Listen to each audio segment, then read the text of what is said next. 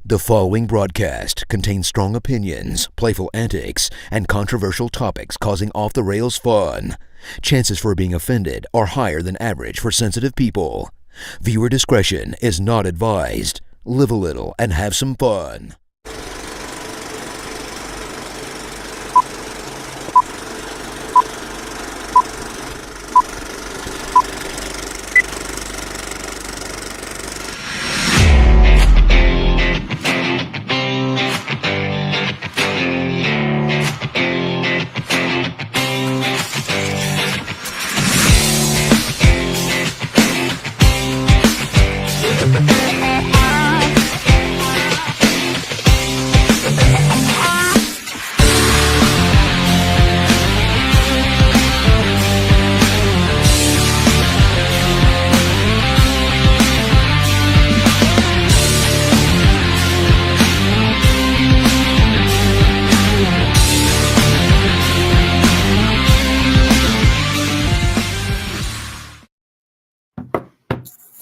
What was that thumping noise? Good evening, everybody, and welcome to the Coach's Box Call, like we see at podcast. It is a beautiful Thursday night here in Missouri, because that's where we are.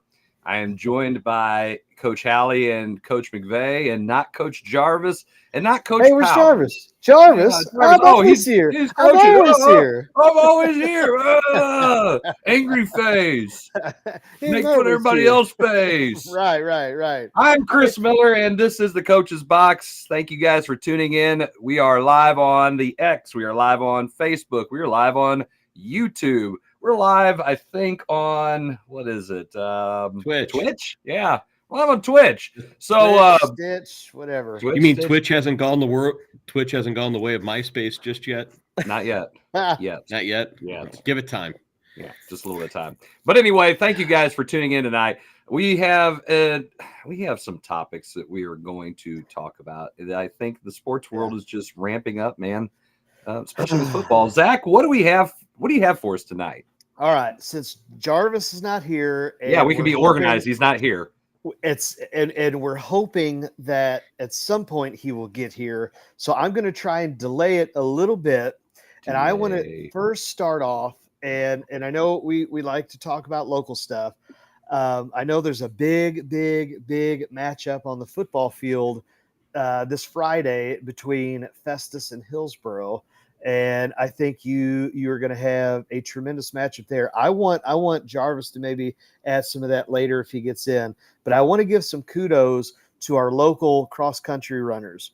If you don't know, and I was hoping Jarvis was going to be on the show, but Herculaneum is doing well. I think their boys and girls went down to Joplin this past weekend. They took first place down there at that Stampede. That's one of the premier races in the state. Our Blue Jays, the boys team have won back-to-back events that they've been in, as well as placing in all four of their meets so far. The girls have won back-to-back meets also. Obviously Festus is Festus, but there's some other love that we got to give. Pius, Jaden, he took first overall. Metzler did. He took first. Hey, good job, Jaden. He absolutely killed it. Yep, down at Mac. Yep, down at Mac, he absolutely destroyed it. So there are a lot of quality runners outside, in our conference, outside of our area in the county, besides Festus, and you got to give them love because they're primed for another state title. But I would be remiss if I didn't at least acknowledge all of the other runners, and I think you're going to see some more teams. I would predict DeSoto is going to be up there when we get to the JCC conference meet. I think Perryville as well. They've got some good runners. So I wanted to at least start off the show with all of just a little bit of that, because there have been some fabulous team, just places here lately, and wanted to show them some love. Is there another sport around, or at least I'm going to say, let's just start within this area, that has the depth of talent in one small area that cross country has? And just we say we're good. I mean, we're good in other sports. Baseball's not, there's some good teams in baseball. There's some really good volleyball teams and football, all that stuff. But the depth of talent, of competitive statewide talent that we have in this area in cross country is insane. Mm-hmm. And Zach, you're heavily involved in it, having Right. your son being a cross country runner in the last few years, so Mm-hmm. you've seen it on a lot of. I'm telling you, I had to pick up my daughters from school one day last week, and I'm leaving Our Ladies right by Festus High School there, and it was a almost 10-minute waiting for their cross country team to run through the intersection. So they must have 70 kids on their cross country team. Well, their program probably between high school and junior high. I mean, that's still a lot. Oh yeah. From a school that has maybe 7 total at times. Right. Yeah. And I mean, that's just the culture in the area. And I know, in the paper a couple weeks ago, it was said that maybe the county or the conference was down. I don't know. I mean, I will go on record and say the Festus is probably going to absolutely dominate the conference meet. I think Herky, the Wright boy senior, he's going to be up there. I think DeSoto, Perryville. But I mean, you've got, like I said, Jefferson's, I think, within the top 5 or top 6 in the state for the boys. Herky's up there as well. Obviously, Festus, I think, was the only. They had their bowls right run this weekend, and they were the only local area school. They had all class 4, class 5, or class 5, class 6, whatever the top 2 classifications are. They were the only local one, and I mean they still performed. I know not as well as they wanted to, but they still did well. And if you, I know, Chris, you're like, this isn't football, this isn't basketball. It is a different atmosphere and environment, and I would encourage anybody that loves to go to football games, basketball games, go to a meet sometime, because it is such a change of pace. And I mean, you're going to see some runners, and I will continue. I know he's Ethan's buddy, but the Dremeyer boy. I mean, you talk about a Power 5 runner. If you want to see what D1 running looks like, and he has not peaked this year, he is just the real deal. And kudos to what he's going to try and do, and all of the other Festus runners. He gets the pub, but man, there's a lot of other good Festus runners as well. Yeah, I mean, listen, there's all kinds of talented athletes, in our area, especially when it comes to cross country and track and field. I mean, just kudos to those kids. I mean, they run really far, they run really fast. But you know what? It takes a lot of work. And I've been to cross country meets, and I mean, it's not, for me personally, it's not the most enjoyable thing to watch, because I didn't really have a dog in the fight. My kid doesn't run cross country or play any sports except volleyball. But I mean, it's awesome, because you can see the difference. Just like Jaden. I mean, he's obviously gotten a lot better, and he's working his way up. Your son's come a long way. I mean, there's a lot of those kids out there who do that. So I mean, kudos to them. There isn't a lot of media coverage, obviously, that's going to do anything about it. And say it. So we'll say it here. And great job to them. Maybe at some point we can,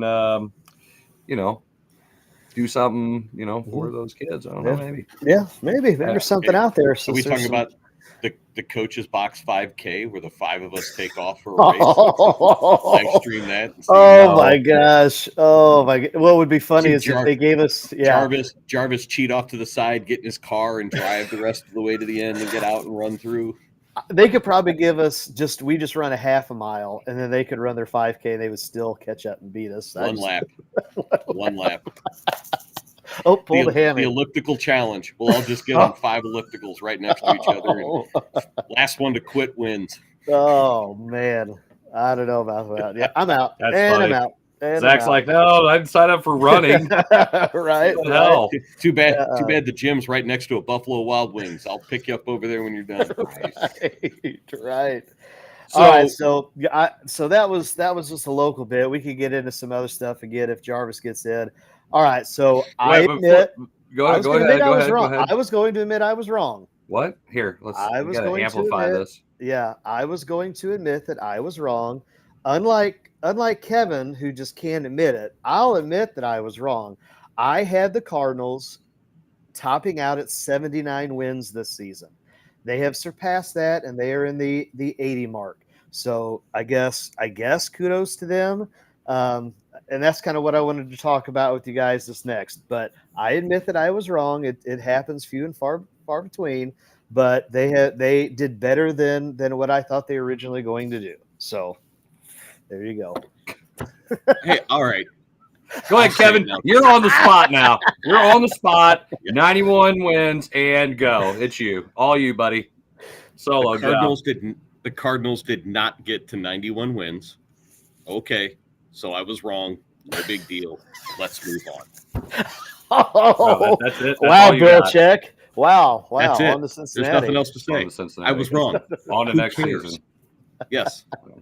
I mean, that's what everybody's saying. On the next season. Oh, really? So that's what I wanted to talk about. But Chris, go ahead. Cardinals, they could be at 84 wins, which isn't too terribly far off from 91. Oh, it's still 7. But it is way off. 7 wins in baseball terms. Still better than 500 in Zach's meaningless fan vote of being sub 500. Hey, but you know what? It's also ways away from the Milwaukee Brewers, who. No, you're not wrong there either. Hey, I was off by one team. The Brewers have won 91 games. That's my bad. I looked at the wrong. My tarot card said the wrong thing. So. Oh gosh. Okay, so I'm opening this up. So we are no longer quote just competing for the Central. Now it has become no, you've got to compete for the Central Division and you have to beat the Milwaukee Brewers. So my question to you guys, since you are smarter than me, my question is, what do you take? Chris is chuckling here. What do you do if you heading into this off season? You are the owner, you're the operator, you're the front office. What do you have to do to compete against the Brewers and put up another banner for the Central Division? Well, go ahead, Kevin. I'm actually answering a text from my AD about some stupid stuff. It's not anything with him. It's just it's annoying. We'll definitely talk about it. But you know what? It's preseason basketball issues. Yeah, we'll get there. Yeah, awesome. Obviously, first key: sign better talent. I think that's pretty fair. So knew we forgot something. No, yeah, misjudged just by a bit. So they've got to sign better talent. Here's the thing: is we all thought the Brewers got worse because they changed. Their manager left to go to the Cubs, who actually improved the Cubs, I believe, because they're tied with the Cardinals. But they've just got to be able to sign better talent. They've got to do a better judging of talent.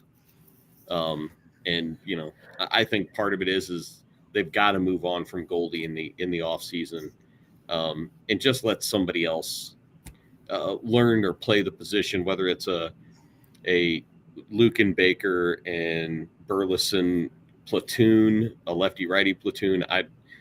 They've just got to have a better judge of talent, and I'd like to see some of the younger arms give the younger arms a whirl.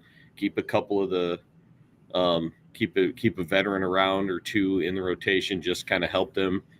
I liked what Kyle Gibson did this year. As long as he's not at the top of the rotation. So if you've got Gibson and Sonny Gray, and then you can fill the rest with some of the younger arms, whether that be McGreevy, and a couple other arms they've got, that I'd like to see more of that. Main thing is judge talent better. Are they going to be better? Be better, right? Right. Yeah. It's just that simple, like all the posters say every year, online. Just be better. Yeah. Okay. When you talk about be better, let's be honest here. Is this if you look at all of the young talent? Now, Wynn had a great year. Had his great rookie year. Again, Burleson had a great year, and they were talking about this on the radio. Could have been earlier in the week, last week. Can't remember. We've seen sophomore slumps in these rookies that have had decent years. And again, Kevin, you talk about developing. How do they go about making sure that Wynn doesn't get into a slump next year, or Burl? I mean, again, you're expecting Gorman to hit 25, 30 home runs. Well, that's not going to happen when he's in Memphis. Well, he almost hit 25 this year, and he spent. Well, no. And half the time down there. Uh-huh.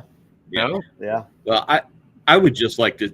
I would like to see some transparency out of it and say, if we're going to go a youth route, go the youth movement, then just say we're going to go the youth movement and we're going to live with the struggles for a year or two and get better because of it.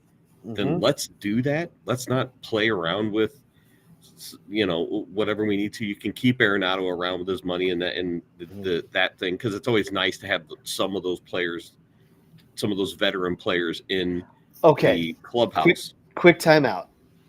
Why do you want Arenado in the clubhouse? Simply because of his contract? What has he done in the postseason? All I'm saying is it's nice to have veteran. If you're going to go youth movement, you do want some veteran presence in that clubhouse. Whether it's him or not, I don't know. Okay. I think he has to stick around mainly because of his contract. I'm not sure who else would take on that contract. Reason he sticks around. Yes, so that's why. Yes.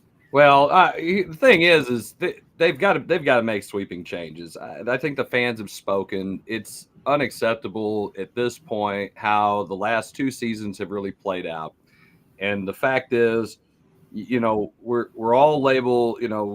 We've self-labeled our fans as the BFIB, the best fans in baseball, and other people criticize us, and now it's used sarcastically because we continuously badmouth the Cardinals when they don't do well. Problem is, most of our fan base is pretty knowledgeable on how good baseball looks. Like what looks good when you are good at baseball. Well, we've seen it throughout the years. Right now, we're not seeing it. For the last 2 years, it has been extremely unacceptable for the way things have been ran. And the management it's like, these aren't the droids you're looking for. This isn't bad baseball. We're doing great stuff. We raised the payroll. No, you didn't. You let inflation dictate the fact that, 35 million is now actually 37 million. So if we spend that means we raise the payroll. That's how things are. It's like it should be a zero-sum game. It's like, okay, here's what we're doing. We're moving. This contract's gone. This contract's gone. We're going to go. They don't do that.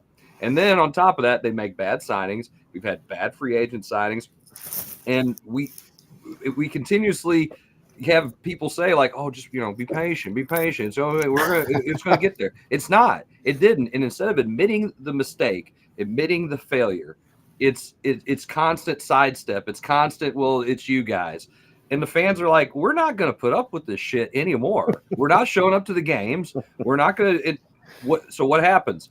Now it's turned back around. It's like, okay, you're going to do something, because they cannot go through an off season without making big moves. At this point now, Ollie has to get fired. Okay. I mean, he does. He has to be the scapegoat of it. He didn't have good talent. Kevin's right. The talent's not good enough to continuously compete. The old people that they signed, the geriatric 4, most of them wore out as the season went on as inning eaters, or they end up on the IL, or Sonny Gray's like, I ain't got stuff. Dude, you're in the 4th inning. How are you not have your stuff? So they and better management of players on how the roster is handled. I mean, look at the Jordan Walker situation. That's an embarrassment. The Wilson Contreras situation last year. That's an embarrassment.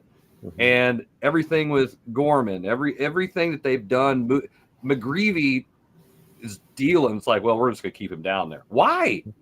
Oh, we don't start the clock. You did. You brought him up. You started the clock. Why didn't we just go ahead and do that from the get-go and let the kid pitch like other teams doing? We're just going to roll a guy out there and say, all right, Paul Skeens, go ahead and pitch. See what happens. No, we won't do that. The development of players is bad. The roster construction is bad. There is no vision. Is me and Jason were at the coaches clinic last week, and we had a good discussion with a couple of people who watch a lot of Cardinals games. And one of the coaches said, tell me something the Cardinals are good at. And I think everybody just kind of sat there, and it's like, that's the problem. What's your identity? I'm going to kind of disagree with something you said. I think the Cardinals organization does a really good job at developing players. Once they hit that major league level, it comes to a screeching halt. But then that's like running a cross country race and stopping 10 feet in front of the finish line and sitting down and go, I did it. I did it. No, you dumbass, get up. Finish the deal. Finish the development. No, this is what they do. They just like, well, we brought him up, and then okay, that's it. But when these players they leave and go to other organizations, they have success. Mm-hmm. What and why is that? Okay, I'm gonna say because they are talented. Our major league staff is not managing that talent correctly. So hang on before Zach gets, or whatever it might be. Before Zach gets going, because I probably know where he's headed on this, but my question is then what's the disconnect? Who is the person? Who's the person who's stopping that kid getting off the bus, the plane from Memphis, and like, I'm about to mess your world up, boy. I mean, that's exactly what's happening. Because something is happening. I don't think it's someone. I think it's the collective. Who? I think it's a collective set of egos in a sense of our way is the highway. We're going to stick to it no matter what. You can see this in an obvious way that Mike Schilt, the job he did in San Diego with the talent that went out at San Diego throughout the year, the beginning of the year. Right. But they didn't have some sort of they just let Mike do his thing and they let a baseball guy win versus you're going to tell this baseball guy he has to do it your way. When he doesn't agree with it, you get rid of him. Because why? Because your ego is bigger than the talent that you have. Yeah. And to piggyback off of that, and Chris, you always talk about it and you say that the calculators, you can't win with the calculators. We can go back to Moneyball and we can quote that, and you can go to the ending and say the idea of it is flawed because at the end of the day, you have to play the game. You have to throw the ball. What, we got a timeout? Go ahead. I got a timeout on that. And this, and again, this goes back to last week when I had this very in-depth discussion, while we were up at the clinic. And I here's what I stand corrected on the calculator part, because I don't think the Cardinals are fully invested in analytics like they should be. I think they're really bad with analytics because they don't make good decisions even based on analytics. And as examples were brought to my attention, and I can't pull my off the top of my head, but the examples of like, this makes sense to do. So like, there was a situation, I think, in the middle of the year where you had Gorman, who you could have brought off the bench and hit in a pinch hit situation against a righty. And who'd you bat? Like, was it Fermin or somebody like that, or somebody who was just about to head back down to Memphis anyway? Yeah. Like the 27th man or some crap. Why? Why not just let the kid go ahead and let it rip, brother? I mean, it's like analytically, there's decisions that are made that's like bass backwards. There's not a single analytic that pointed to signing Lance Lynn. No. Sure, there was. It's called. Go ahead. Other than the wallet, other than this is a guy that's cheap. Buffet size, but. Yeah, I mean, I think we've got a double XL pair of pants, and we need somebody to be able to fit into. What I was going to say. Hey, so we don't have to order new pants. Yeah. So we don't have to order new pants, and it costs us money. We'll put a guy in that fits it. I mean, because Fanatics messed up on the pants too. We got to put a guy in this double XL pair of pants. Lance Lynn seems like a great. No, because the first Bartolo Colon, Bartolo Colon, and when he said no, they went to Lance Lynn. All right, he's second choice. Okay, but Colon could swing a bat. I go back to when you say who's to blame. I do not think it is one single solitary person. I think it is the quote unquote think tank of the owner and front office. I would say it's not a think tank. It's like a evil cabal. Like we're gonna make all these great decisions, and we're making everybody believe what we want them to believe. I think the decision is money. The decision at the end of the day is money, because honestly, fan is short for fanatic. We want to win. We're the best fans in baseball. Blah blah blah blah blah. DeWitt wants to make a profit, and if he's like, well, these are the best fans in baseball, they're going to show up, they're going to spend their money. I can put out as crappy of a product as possible and still have 3 million walk through the turnstiles. I'm winning. Not this year. I'm winning. Not last year. Hey, they haven't won a playoff series. I'm talking about the 19. The 3 million through the turnstiles. They stopped coming through. Yeah, and that's that's the only thing that's going to affect what ownership does. Again, you have to affect their wallets, and so There's this philosophical thing where you said Schilt. Why is Schilt winning? Because it's a hard. Kevin, you coach softball. Do you bombard your girls with 1,000 different thoughts? Is that your philosophy? What's your philosophy without giving too much detail? For the most part, Fly ball, caught. see ball, hit Right? ball. Yeah. Thank you. You throw the ball, you catch the ball, you hit the ball. It's that simple. Because the game is that difficult, right? Because the game is that difficult to hit 98 anywhere in the vicinity, let alone then you got a 92-mile-an-hour slider coming at you. You can't overthink it, and you just see it. You just see it on everybody's face. Their countenance is like, my head's spinning. And then I think that's why Schilt said, the heck with it. I think that's why Holiday's like, I'm not coming. Like, keep it simple. Keep it simple. Well, it doesn't make any sense to continuously do the same thing over and over again and expect a different results. And I feel like that's what's happening. It is literally the definition of insanity, watching how the Cardinals have operated as an organization the last couple of years. Again, I can't say this enough. And somebody has yet to answer this question. What do they do well? What do they do well? They don't field well. Oh, okay. So we got one. I don't know. You get a save. Maintain a stadium, because it's still one of the better looking stadiums I've seen. Great. Right. No, I mean, like the team. What does the team do? Not the team of people who run that. Yeah, no. Yeah. The ground crew. The ground crew or whoever. Yeah. What do they do well? What's their identity? What's their identity? I know. Hey, what? Hang on. And I'll ask that question and then follow with this. Mm-hmm. What was Whitey's teams known for? Small ball. Okay. Ball. What about LaRusse's teams? Hard nose, hard nine. Hard nose, fundamental baseball. Yeah. I mean, what about how did Matheny want his guys to play? Same way. Cardinal way. That's kind of where it started going downhill a little bit. Okay, but it started going downhill, and then you had the Cardinal way with him. But and then Schilt, that's what he wanted. He won. Hey, 17 in a row or whatever it was? Well, he didn't have a losing season, did he? Nope. I think so. I don't believe so. Okay. So what are these guys known for? In the 3 years that I know what they're known for is having a good send-off for Pujols and Molina. Right. No, that's what they're known for, right? It's nobody's business. Yeah. Yeah. Bringing back former Cardinals to retire him. Yeah, got it. You're right. There's not a thing that they're known for. Not winning. I guess that's what they're known for. How many years in a row now? Let's see. The Brewers have won 2 years in a row. Won the division. Three. So now it's the NL Central is owned by Milwaukee. Mm-hmm. Yeah. Yep. That's and Milwaukee didn't turn over the roster, but they've got some change. Yeah, but they also have an influx of young talent, and they've let their young talent play. They the Cheerio kid? They signed him a 10-year deal.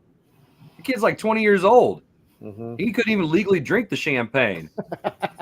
That's like the Jackson Holiday video I sent you guys. Yeah. Sparkling grape juice or whatever it was. He just looked. He was like, wah wah.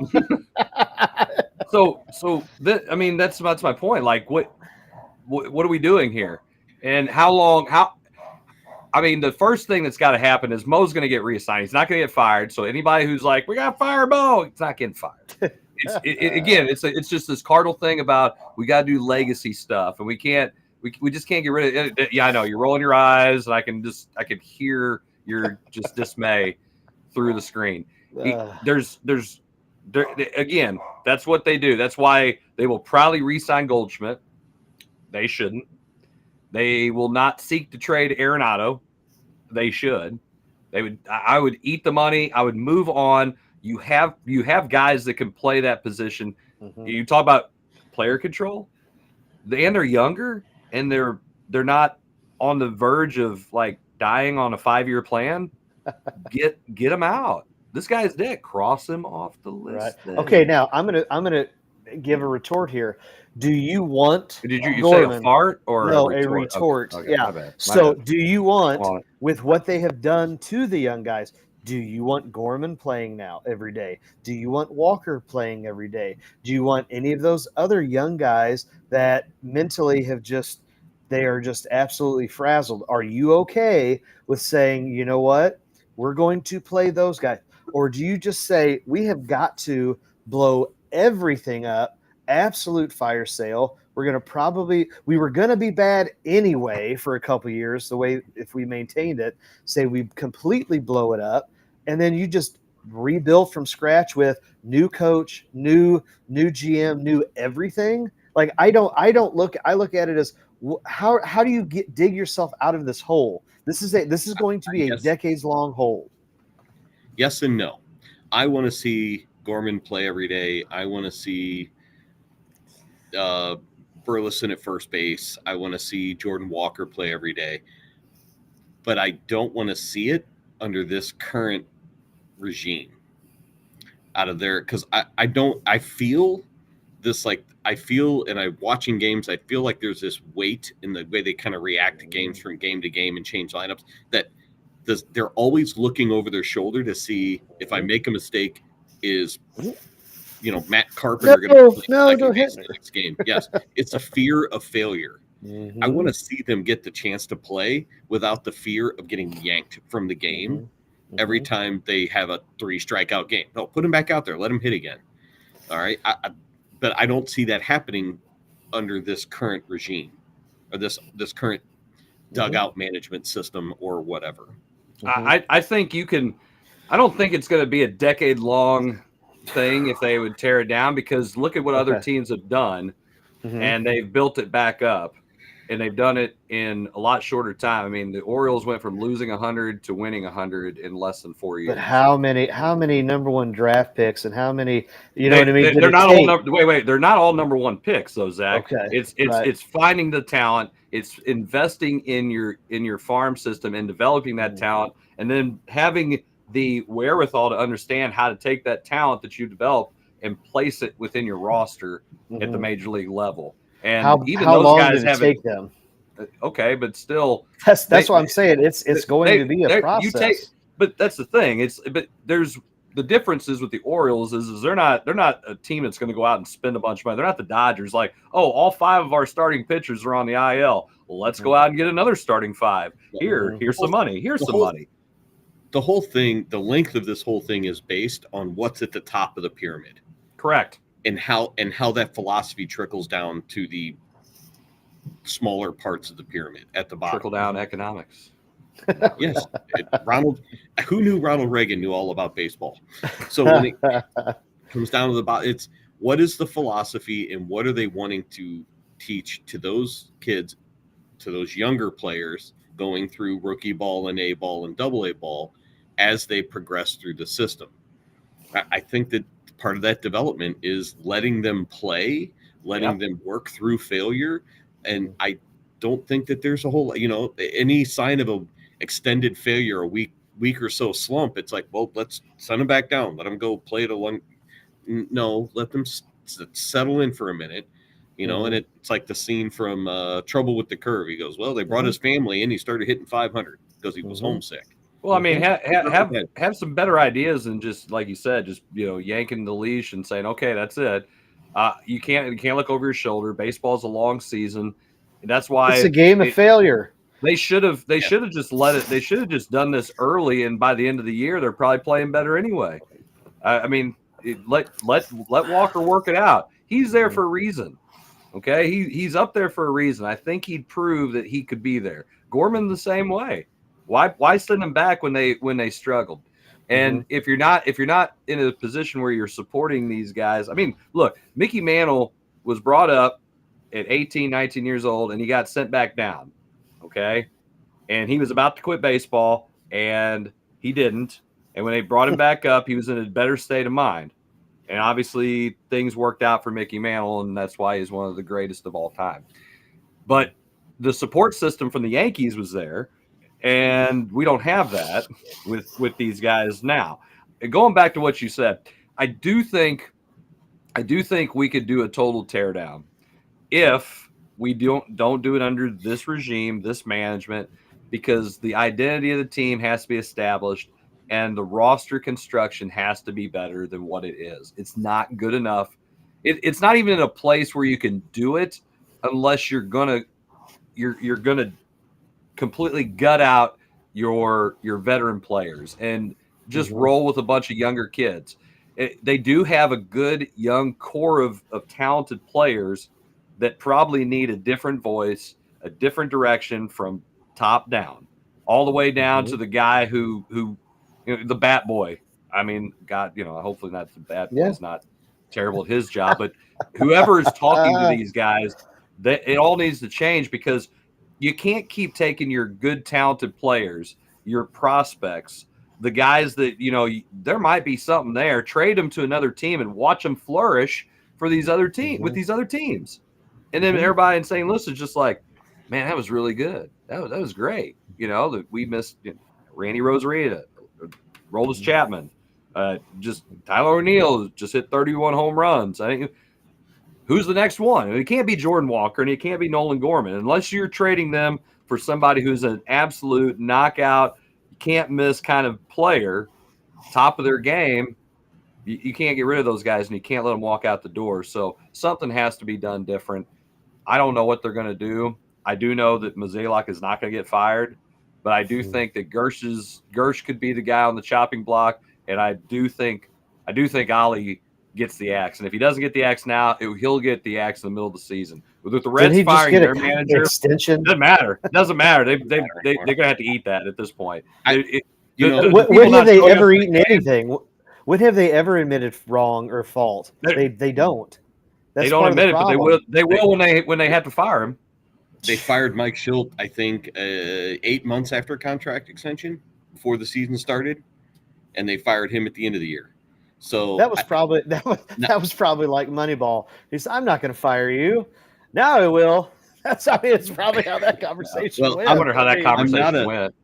But firing the manager, I don't think is just enough. I think there really needs to deep dive into what the coaching staff and how they relate to players, especially if you're going to go with a younger movement. It's about relating to the players. Yes. Does the whole staff need to go, and does it really look good to fire a Willie McGee type of player off the staff? You know what I mean? Willie McGee would be a different story. I mean, the guys that are more into the new group, the newer group of players, Marmol, Baker, and Descalso can all go for all I care. Would never happen. But if you had the tandem of Pujols and Molina, and if they said we would get to run the team how we see fit with the young guys, hey, we'll do a total teardown. We'll go all young dudes, and let us run the show how we want. I bet you take those two guys, co-head coaches, or however you want to do it. I bet they would get the job done probably in less than 5 years.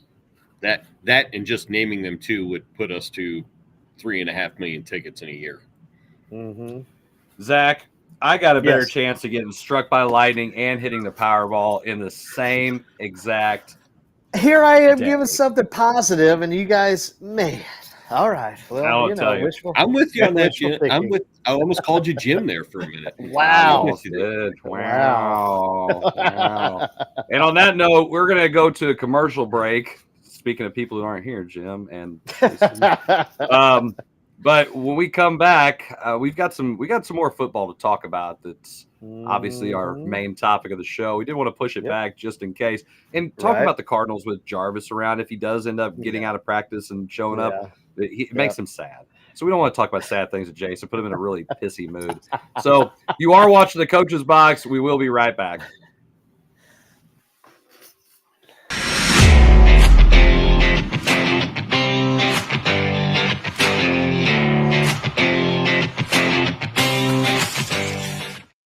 I'm a bee, and I bumbled my way into your car. Buzz. But this hive isn't big enough for the both of us.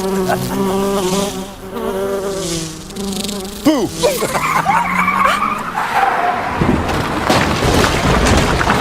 Oh, wow, what a buzzkill. And if you don't have the right auto insurance coverage, paying for this could really sting. So get Allstate, save money, and be protected from mayhem. Like me. Mayhem is everywhere. Are you in good hands? It's Between Takes with Daikin and Dave Mars. Cut. All right, next set up. Hey, Dave, we got another question about energy savings. And this is a good one. Yeah, efficiency is so important. Didn't you just talk with Daikin about this? They said energy efficiency is the key to a happy marriage. She gets the temperature, I get the savings. Good to know. I'll tell them to check with their local Daikin dealer. All right, back to one.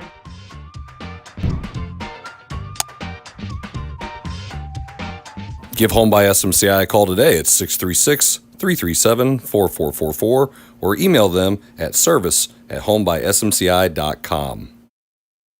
You need new entertainment, you need full-length content, you need the Real Fresh channel. Hey, I'm Health Fresh from the Real Fresh channel. Subscribe today on YouTube. We have new content. We are a network of podcasters putting out new stuff every single day. Whether you need sports, pro or college, whether you need comedies, whether you need pop culture, whether you need wrestling, we've got so much content on there. Gaming, check it out. Live, not live, we've got it all. The Real Fresh channel, subscribe today.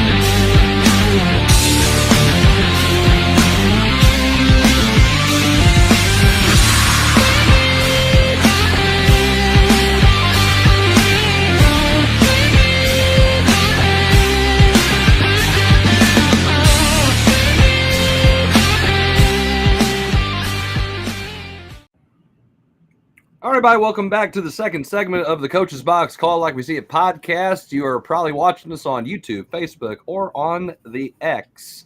And we appreciate you guys tuning in. Don't be afraid to comment. We won't attack you at all, I promise. And we like those because it gets us talking about other stuff. What are you talking about? I never Somebody tell Ron Rhodes that? Or oh, no, I think that's me. I need to probably say that so Coach Rhodes will keep commenting on our show. And feel free to share it and like it and subscribe. And you get to do all that for the grand total of $0. We don't charge you for any of this. Why in the hell would we? We should be paying you to watch, but we're not going to do that either. So, without further ado, Zachary, Yes. Are you ready for our next topic? I am, and I was hoping Jarvis was going to make this because I think we finally maybe have an argument where we could go old school, where Chris and Jason go at each other. We have not had that in what has seemed like forever. They have always been in agreement, and I'm sick of it. But I digress. Sick of it. So if you follow any type of college football, you now have seen Pandora's box open. So here's the story that has gone on the past few days. Former UNLV quarterback Matthew Sluka, if I'm saying that correctly, Sluka, thank you. Sluka has left the team. I appreciate it. Thank you. Has left the team because the university has failed to make good on a promised payment of $100,000, according to his dad and his agent. So 2 adults in the room. Now, this goes into this concept of NIL. And now we get our first, basically, I don't know, transfer portal access deal breaker, NCAA 25. You get your first deal breaker in season where a player, right, where a player is going to walk. And, so if you don't know, Sluka transferred in from Holy Cross. So he was a four-year starter at Holy Cross. He's more what they would call a running QB than a throwing QB. He comes into UNLV. They start the season 3-0. And I believe after you get 4 games, and then after that, if you start your 5th game or you play in your 5th game, you cannot redshirt. He has elected to sit out the remainder of the season and do a redshirt. Not because he's hurt, not because of any type of medical exemption, because he's not getting paid what he said he was supposed to be paid. Now, I've never been to Vegas. I don't know if the boys have been to Vegas. I know I would assume some of our watchers or viewers have been to Vegas. I hear it's pretty expensive to live out there. Fellas, I mean, can you comment on that? Is it a pretty expensive place? Actually, from what I've been told, it's not very expensive to live in Vegas. Well, he is. And even on top of this, just to add to it, they also had a running back, I believe it's Michael Allen, a transfer from NC State, was promised playing opportunity expectations that were not being fulfilled. He has also decided to take a red shirt after 3 games. His apparently is not NIL related, but it's other. Yeah. I was told I was going to get these opportunities, and I'm not getting them. And so the QB has been paid $3,000 out of the $100,000 that he was promised. Now, for the adults in the room like us, we know because we probably have been there, done that, and we had to learn the hard way. If you are going to get payment, or if you're going to say anything about a service for money, you are going to get that in what? Writing. In writing. It's called a contract. It's called a contract. But these guys are they're not professionals. They don't need contracts, do they? But they have agents, and this is where okay. This is where I'm having trouble understanding who is in the wrong here. Now, again, the kid, he has learned, which I don't know if he's in his 5th year, so he's got to be 22, 23. I mean, come on, we all started our careers at 22, if not younger. So he probably should have known better to say, I want this in writing before I commit. But UNLV has said the head coach doesn't know anything about it. Oh, by the way, who's the head coach? Former Mizzou head coach, Barry Odom. So I know nothing. I know nothing. It was this assistant coach who made the deal, and the assistant coach said it was just a verbal. It was just verbal. There was no signing on the dotted line. I mean, hey, if it happened, great. The college is saying we don't know anything about what's going on, and the reason why is because in the state of California, it's illegal for them to be doing what they're doing. They can't. The college can't pay by state law. It has to be what we would call a collective. So the college is kind of doing this. The head coach is doing this. The assistant coach is saying, not me, and the QB walks. All at 3-0, no one has ever heard of or thought about UNLV football until this point. And we have now opened the NIL Pandora's box of, oh, you're not going to pay me what you owe me. I'm out. What are your thoughts on this? Because I was really hoping Jarvis was going to be here because I think we disagree, or maybe I don't know. Maybe it's Chris and I disagree or whoever. But I want to hear what your thoughts on all of this because there is a lot to unpack. Well, I think that number one, you kind of set it up a little bit. It's like a bad recruiting on your NCAA football, game. On the PlayStation, and you got to live up to those promises, man, or they don't want to play. Oh, hang on, I think. Yep, guys, guess what? Is he? Yep. There he is. Right on cue. From his basement. Hey, I was molding some minds in basketball future, so it took me a minute. All right, well, let's get to the point. Now that you're on the show, we're going to get to this. So we're talking about Matthew Sluka from UNLV. Jason, what's your thoughts on the whole situation? Let's go ahead and start with you. Zach's really trying to get it going here. Well, are you ready? Are you ready for your thoughts? Yeah, I mean, there you go. He may have been. I don't know. I read some stuff on it. Believe it or not, did some research. I'm really happy you know how to read. I I don't think it's a good look for him, though, even though he may not have got what he was promised or whatever, blah, blah, blah. Not everyone's going to believe that. Some people are saying, oh, he wanted more. He didn't. I heard he didn't want any more money or nothing. He just wanted what was promised to him. I just don't think it's a great look for him. Why? 3-0. If I'm another team, am I going to worry about him doing that to us?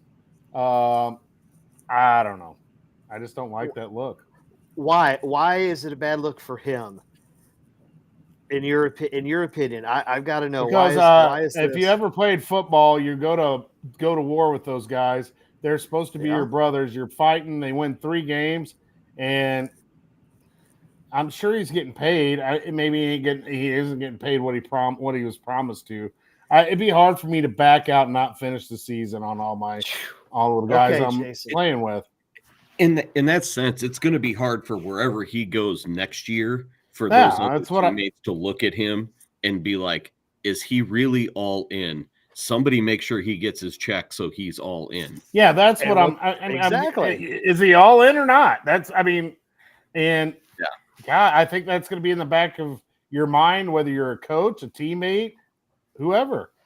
Okay, so you brought up the coach, and this is where and they talked about this on ESPN in the morning, and I thought Kerry Washington was spot on when he said, I thought he was spot on and said this. You can't tell me that the head coach, either he's dumb and he has no clue what was going on, which means he doesn't need to be the head coach, or he's lying about his role or the coach's role at UNLV, which, in other words, he's got to go for that regard. So you can either he's not doing his job or he's lying about it. There's no in between here from the coach. You either have to have total control because you're the head coach, or we're going to try and skate by and not pay you.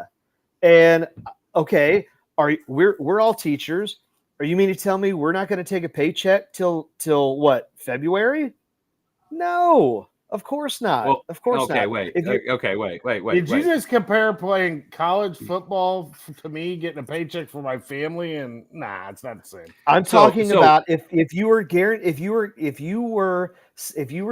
going to get paid. So Odom, the coach, is the one that didn't pay him. It could have been. We don't know who promised him the money. Well, right now nobody knows who promised him the money. But here's the thing: you don't know that the school did, Zach. It could have been a booster. It could have been whatever.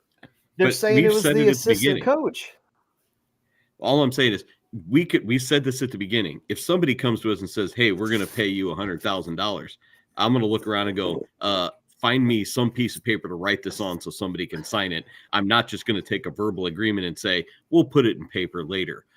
No, I'm not touching anything and working on anything until I get a contract.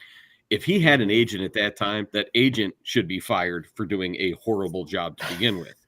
Now, in another sense, lying for recruiting has been going on for a really long time.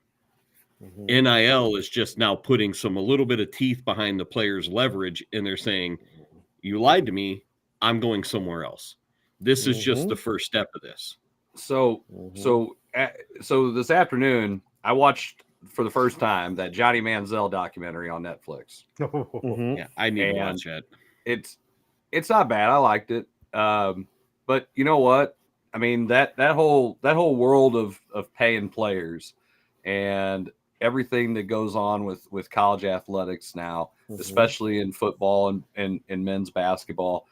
Guys, I'm going to tell you right now that for whatever reason and however it was set up, number one, for Sluka to not have a contract, you're an idiot. Your agent must have been somebody that just got done with his law degree. I just passed the bar. You're my agent. Great. And he forgot to go to school the day they taught law. Yeah, well, apparently he forgot that part of it. That, like, hey, sign this, so that this is kind of important. So there's nothing that holds them to that if they decide to renege on it. Second, these colleges that have these collectives or NIL money that they pay directly, however they do it, and because every state's different with their rules, this is the world we live in. So the fact that he gets that opportunity to sit and say, I'm not playing anymore. I don't disagree with him for that decision. I disagree with the fact that he's an idiot and didn't have it in writing. I think it's his fault, but because it's like, well, wait a minute, we don't have this in writing. Okay, then stop. I'm not doing this. I'm not doing it. You didn't live whatever promise that was, whether it's a handshake agreement from somebody, the friends of the program, then whoever, it doesn't matter. Somebody didn't do their job. And if you are an employee, basically, of the university in a roundabout way, I'm not going to work. And you know what? Maybe he's like, I don't have an NFL future here. So, whatever. Mm-hmm. So then again, there's so many guys who get hurt in the NFL. I mean, if I'm a quarterback, even if I'm the third string in a D2 school, I want to keep that dream alive because those guys are getting hurt all the time. I just don't think, I think it's just a business decision for him after a really poor business decision. Mm-hmm. And that's the world we live in now, college football. You're right. And he looks bad either way, I think. It looks bad on both parts because wait. It looks bad on UNLV's part because somebody is making a promise for the school that didn't have the ability to make that promise because he's not going to transfer to the University of Nevada, Las Vegas without reason to do it, without someone saying, here's what we're going to be able to give you, playing time, and here's your NIL money. That's all part of the deal. So somebody sat down with him and had this agreement with him, his agent, whatever. From there, somebody obviously didn't fax the thing over to sign or have it notarized, or I don't know. So that agreement wasn't held up and shouldn't be because you were stupid enough not to. But he went there for a reason. It wasn't like it's like, oh yeah, Kier, we're gonna come to Alabama and here's $100,000. No, you went to freaking UNLV, who's never mattered in anything in football, and now you're there to play. So it's a bad look, but it's a bad look for the university because somebody's making decisions that they shouldn't be making or promises they shouldn't be making, and then everybody's like, it's like Shaggy. Wasn't me.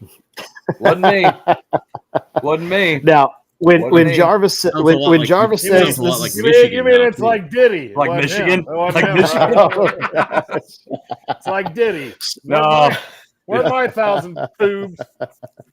Hey, there's receipts for Diddy stuff. My goodness! And if it was just this one player, you might be able to look at the school and say, "Well, that's just a disgruntled player who doesn't like where he didn't get what he."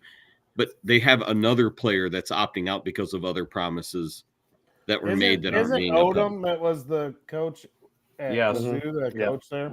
Yeah. We just said that before you got jumped on. Yeah.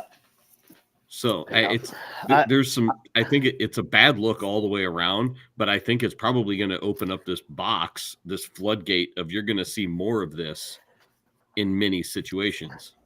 Okay. Sure. Yes. I think so. And when Jason made the comment about it's a bad look because, you're playing for the brothers, playing for your brothers, I would say this isn't the 80s. This isn't the 90s. This is all about brand. And so anybody else is looking at it as a business decision, and they're looking at it from the same way. They're looking at it from the same standpoint and say, go get paid, man. I mean, this is what we're doing. Hey, $100,000, that might set you up for how many years outside of or after college, after football. Again, Chris has said it, go get your money while you can. If we don't care about contracts in the NFL, like I don't look at it as this is not the same generation or the same type of player that we grew up in. This is all about, hey, I got to get my clicks and my likes, and I got to do this. And they're trading jerseys after ball games. You just lost by 80. Hey, sign my jersey. Like, it's just a different player. It's a different athlete. And so I don't think they do care. I think and get money. Then you're going to be a loser on a losing team, because if you're going to win, you have to be on a team that they are not just there because of their contract. They're there fighting with the people that are around them. And it's not just about money. I don't disagree with you. If you're there about football, that's fine. But if you're not, then it turns into the University of Colorado. That's what I was going to say. Zach sounded like. He sounded like Sanders. That's what he sounded like. Yeah, But I don't agree with and I agree with what you're saying, Jason. I also agree with what Zach is saying, but because it's the reality of the situation, because some coaches and the NCAA with some of their rules have allowed this to become a thing. Because you can technically get paid more now to be a college athlete than a pro athlete, especially on that rookie contract. Yeah, I mean, Caleb Williams took a pay cut. I mean, let's some guys will stay college to make more money. Caitlin Clark could have stayed for a 5th year and made all kinds of money. Mm-hmm. Yeah, she made her deal with Nike, so that's why she went. But I mean, like Arch Manning, he's making what 12-ish or something. I can't remember what he's making. He's in the million. Like the top three out of the top something. Yeah, 3 out of like the top 6 guys are all from Texas. So I mean, but here's the thing, and I heard this.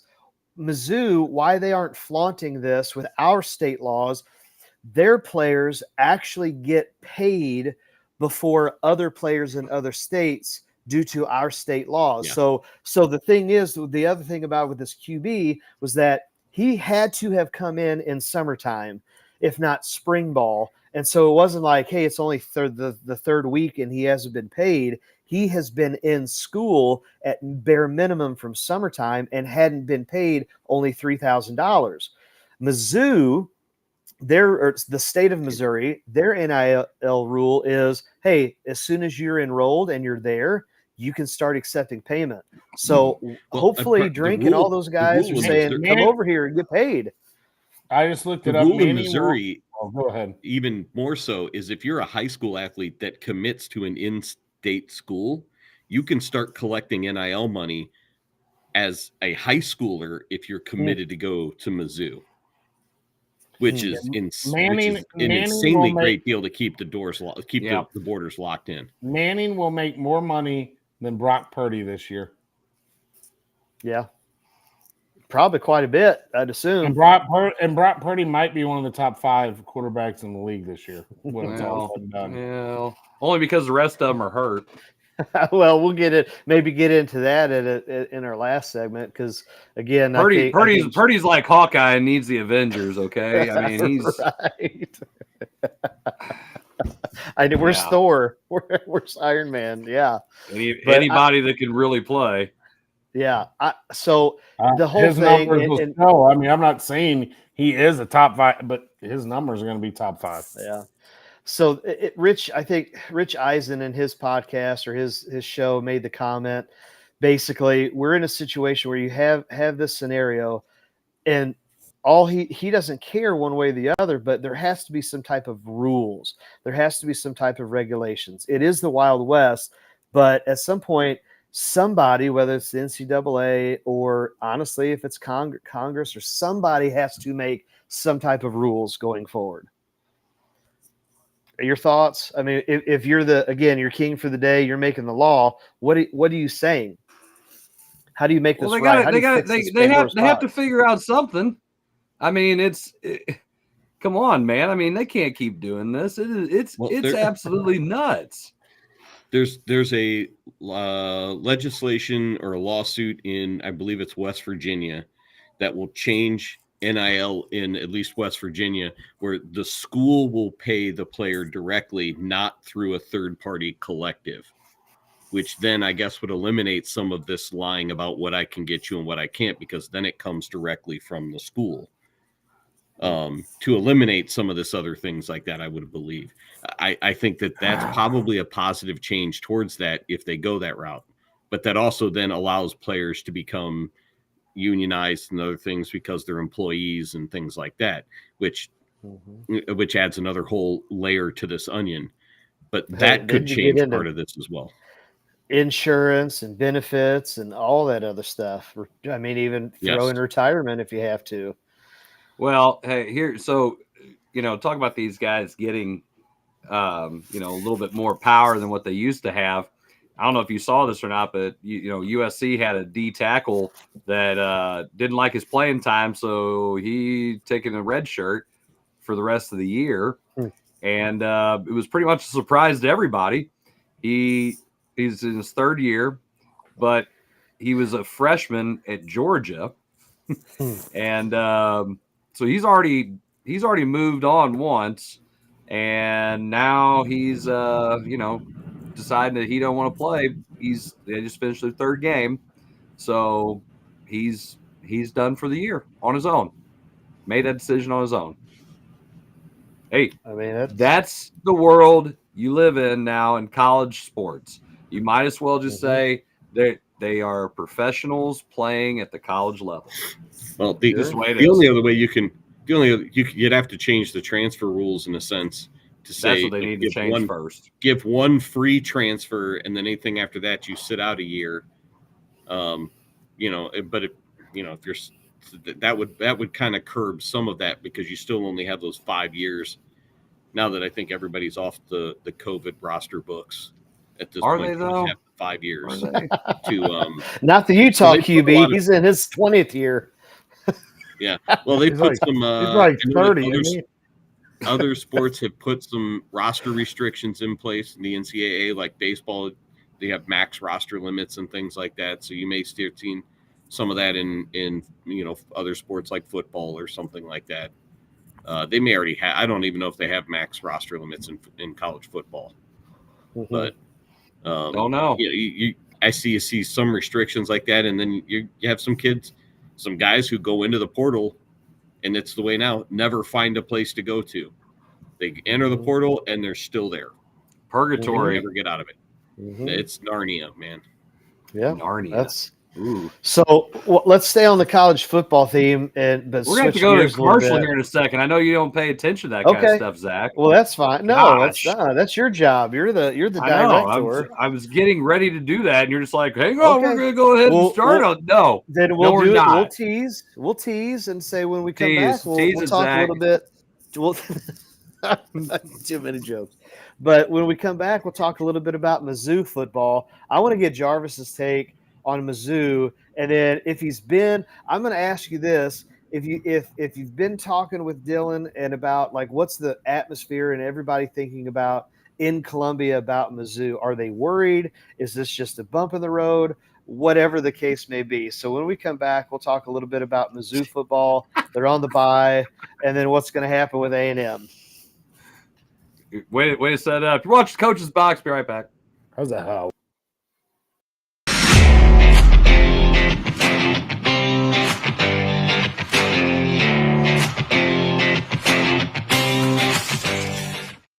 I'm a bee, and I bumbled my way into your car.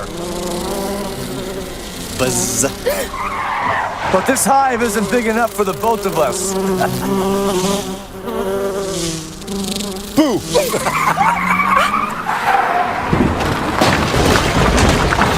Oh, wow, what a buzzkill. And if you don't have the right auto insurance coverage, paying for this could really sting. So get Allstate, save money, and be protected from mayhem. Like me. Mayhem is everywhere. Are you in good hands? It's Between Takes with Daikin and Dave Mars. Good. All right, next set up. Hey, Dave, we got another question about energy savings. And this is a good one. Yeah, efficiency is so important. Didn't you just talk with Daikin about this? They said energy efficiency is the key to a happy marriage. She gets the temperature, I get the savings. Good to know. I'll tell them to check with their local Daikin dealer. All right, back to one.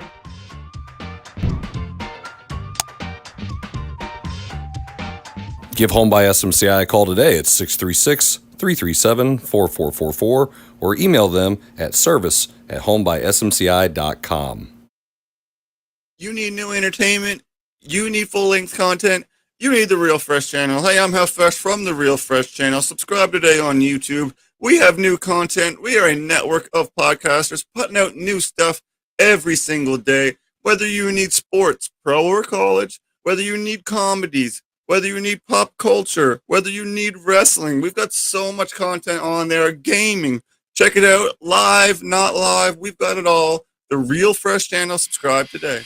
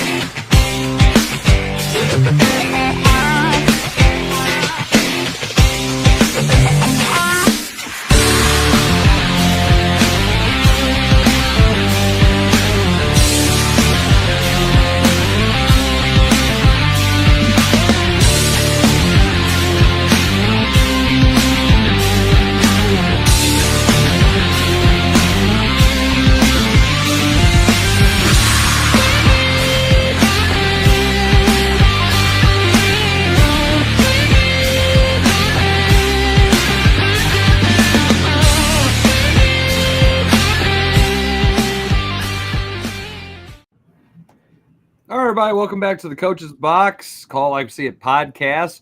We appreciate everybody tuning in right now, whether you are on Facebook, YouTube, or the Elon X.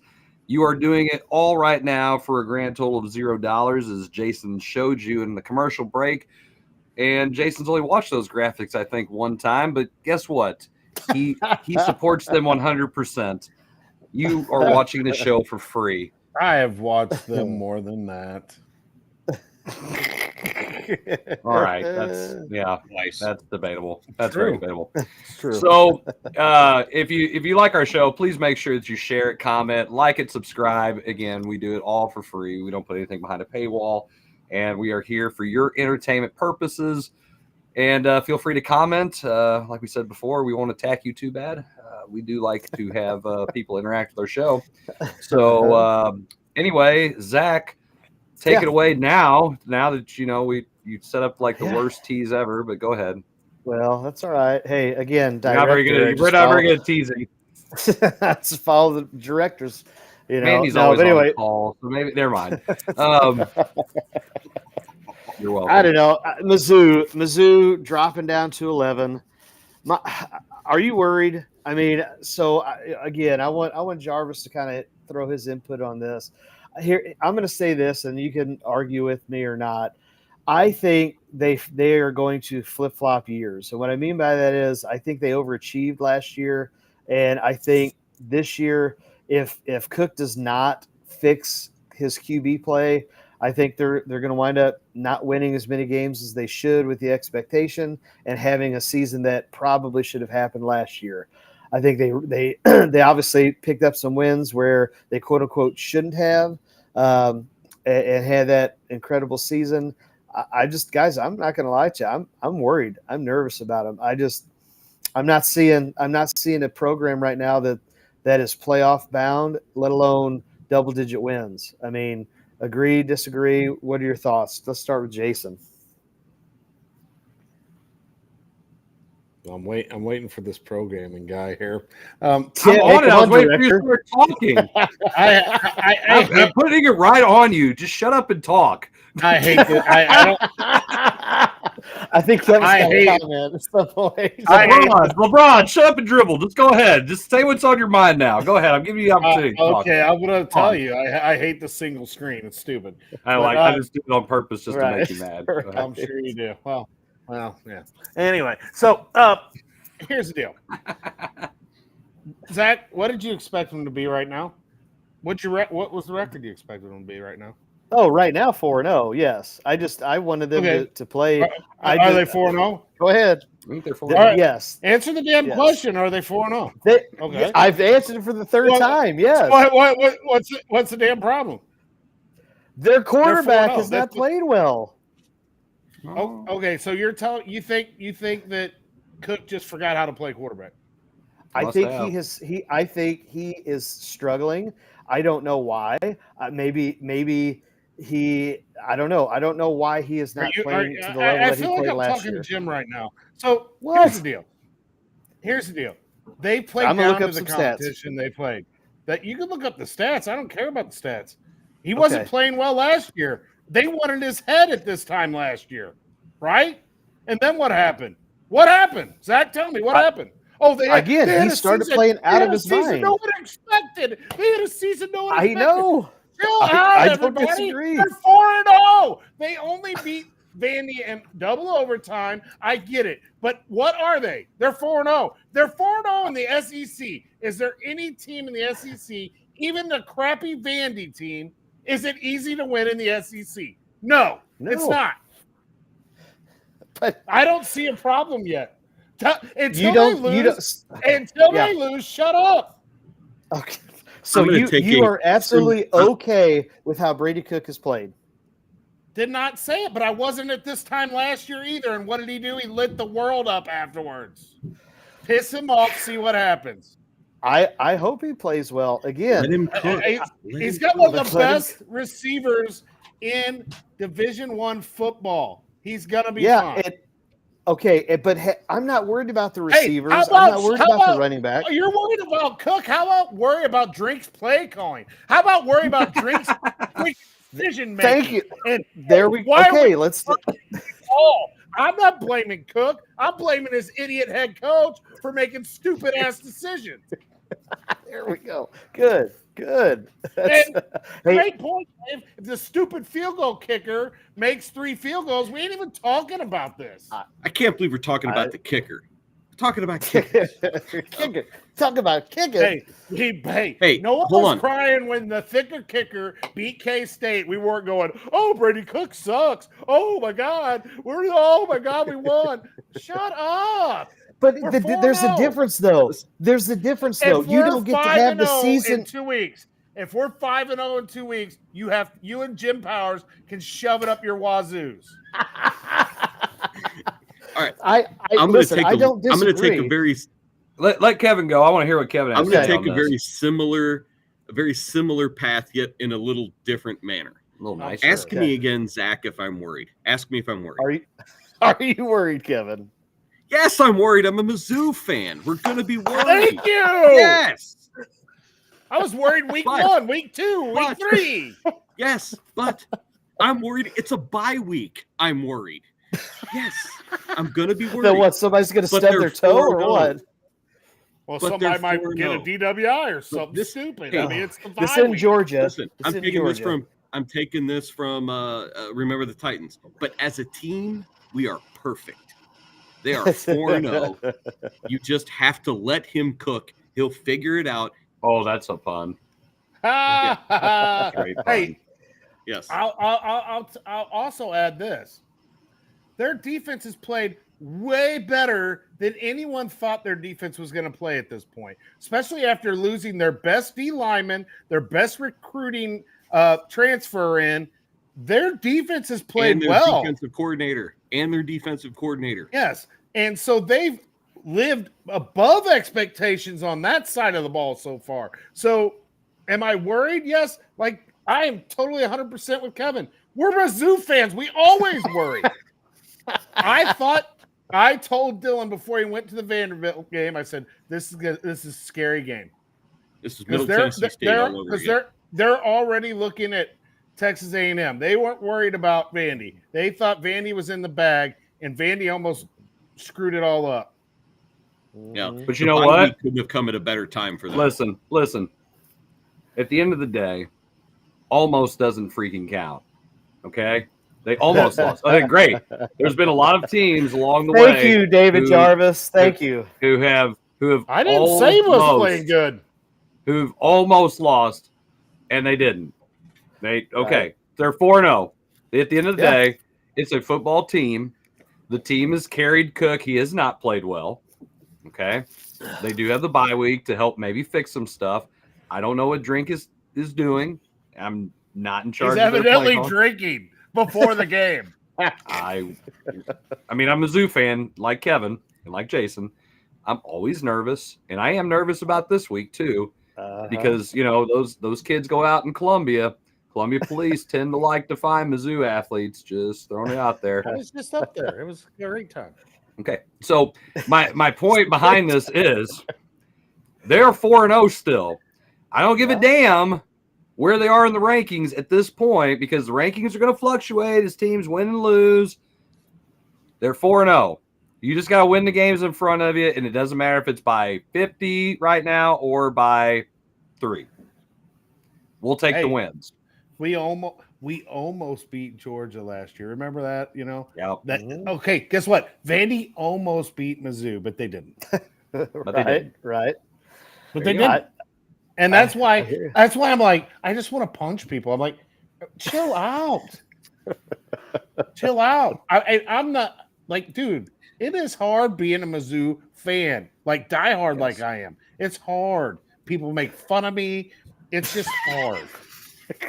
All right. It's not because you're Everybody's picking on me.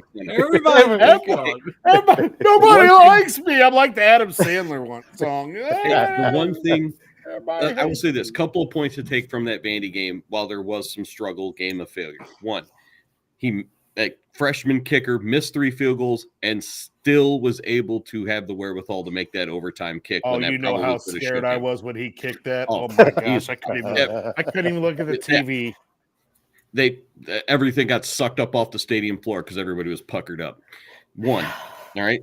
2, they found a running game, and they were successful with it. And I think those, being able to get those 2 things out of it, if you have that running game, you get Cook playing better, which all of a sudden last year he started playing better. I think they made a change in play calling style or something like that, and it started playing better. I think you're going to see something very similar. I think people have started to figure out the film on Mizzou's offense as well. So they have to adjust, and I think they take the bye week. They can adjust before A&M. I think that plays a lot into this. So hey, how about the little drink be able to adjust? How about the cojones on our offensive coordinator the first play we get the ball in overtime? I mean, get the ball to Burden. And they said it was a play they had practiced all week. They saved it for that time, and I agree, Dave. The bye came at the best time. Yes. Well, okay. So let's talk about that play. Creativity in play design. Okay, so I agree. And when Jason says talking about play calling, if you look now, okay, I will give you, if Brady Cook isn't doing as well, I don't think he has enough plays where he's throwing 15, 20 plus yards down the field. I don't think there's enough verticality. I think there's too much east and west, and I don't think you're getting Burden in a vertical passing game. I think that's part of it. Now, if you look at some of the throws that Cook has made, he is not on track right now. He is leaving receivers way high. Hopefully that's fixable. But again, like you said, to your point, Jason and Kevin, I think they have to either open. Maybe they thought, let's keep the playbook vanilla because we don't have to open it up, and we'll wait till A&M to start doing that. Maybe we'll see some changes there. Another thing that I've seen too is we haven't used our tight end at all. No. Yeah. Gotta give him the ball.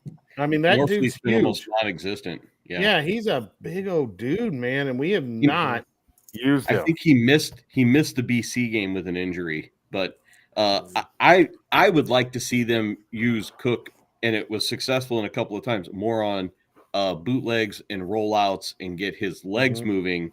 It freezes some of the linebackers, them having to spy him, something like that. I agree, but he's looked so tentative running the football. Mm-hmm. Well, and again, is that because we just talked about NIL? Is it because he's thinking about his future in the NFL and trying to get paid? I mean, again, what was the coach? It was the Raiders coach. Guys out there making business decisions. I mean, Antonio Pierce. Dude, I thought that was one of the best interviews of the weekend. It was, because there are dudes doing that crap. I mean, we're gonna lose anyway. I ain't sticking my head in there. See, I couldn't have been that player. Even if I was making millions, I would stick my nose in there because that's just I just couldn't do it. But these guys, I don't think Cook's playing that way because of that. He's just not playing well. He's just not playing well, and I think when he has tried to run, he's just been, I think. What was that again? What was that? What is that? What is that symbolizing? Our offensive line, I don't think, has played exceptional in the passing game. In the running game, they've looked decent. And man, that dude had 199 yards last week or something like that. I mean, he can run. Mm-hmm. Yeah, I mean, he's not the same as who we used to have back there, but I mean, it is what it is. Well, I mean, they've got a good. They've got a good runway to still achieve their high aspirations. They're not playing particularly well, but hey, let's look at the bright side. They haven't lost yet, So, and they won't lose this week. So there's another bright side. Just saying. Well, and my brother said it. He said we're 4-0 and Cook played like shit. I mean, he's right. Jason, we don't cuss on this show. I was say I think you did 2-3 times already. No, but okay. I mean, again, it's not. I don't think it's full-fledged panic mode. But I'm not panicking at all. I'm just nervous because I'm a Mizzou fan. Well, and that's why. And I just don't think that there's a person on our panel who's not here tonight. I just don't think he understands why I get so angry with him, because it's always Mizzou dropped in the polls. We all know, dude. You ain't got to put it in the group chat, dude. Or, hey, Mizzou's good. They're predicting Mizzou to play Illinois in some bowl on New Year's Day. It could mean nothing. Dude, don't say you're not taking shots. You are, Jim. So, and then he wonders why I get mad. I'm like, dude, it's every time something comes out of his mouth about Mizzou, it's bad. And I know he's not here to defend himself, and that's why I'm throwing him under the bus. Well, that's not very nice. You see, what had happened was... And the only reason why I said that is because Ron Rhodes asked, where's Mr. Ohio State tonight? I did use a few of them. I used a few of them drills I saw at Mizzou today in my open gym. It was I had a fun time tonight. We had 14 freshmen there. Awesome. Nice. You know, 22 kids and 14 of them are freshmen. I'm like, holy hey, this is not, there you go. All right. Preach, so Jason. Yeah. Did I miss the Cardinal talk? Yep. Yes. We did it first. Oh, Yep. Damn. We did that on purpose. We did it because it always makes you sad. Yes. But I'm a little fired up about the Mizzou stuff right now. But okay, they beat Texas A&M, and then I'm gonna be a lot less worried. There you go. We got 2 weeks to go until that happens. I know it's a long way off. So pivot into the NFL, and okay, and Jason, I know you have your strong feelings on this, which again you can have at it. Why are we seeing so many injuries so early? Why is it's hard to watch the NFL. The product just does not look good. The quarterbacks are not playing well. Everybody's hurt, it seems like. Explain to us, like you have always said, about what does it actually take to get prepared for football? Well, so I was on my way home. I didn't even realize who was playing tonight. But Dallas just played Sunday, right? And so they're playing tonight, Thursday night. Dude, I said it. I've said it in years past. These starters aren't playing enough in the preseason before the season starts, and it's because franchises don't want to lose their star player. Like we're watching Michael Vick's story right now in my history of sports class, and he got hurt in a preseason game, and then Dan Reeves gets fired. And, so there's just, I don't know. It has been some ugly football. I'm watching Daniel Jones, who's one of the worst quarterbacks in the league, but keep throwing it to neighbors. I don't care. Keep throwing it to neighbors. But there's some bad quarterbacks in the league. Man, I'll tell you what, though, there's been some surprises, though, too. I mean, Sam Darnold, he looks pretty good.